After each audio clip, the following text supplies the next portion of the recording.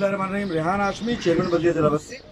हक़परस्त बल्दियाती MQM के नुमाइंदगान सड़कों पर जो हमारे पास अवेलेबल रिसोर्सेज हैं उसको लेकर कई दिनों से मुख्तलिफ जगहों पर स्प्रे मुहिम हो और दीगर जो बल्दियाती सहूलियात हो फराम करने की कोशिश कर रहे हैं।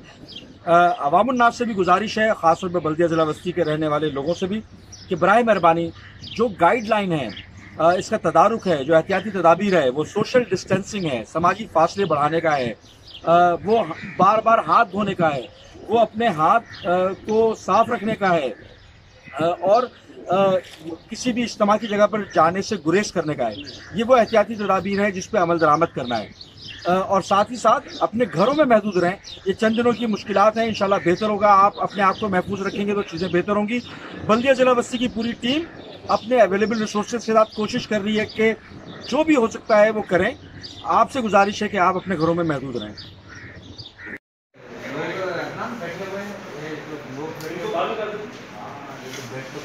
बाहर निकलना पड़ेगा। हाँ इधर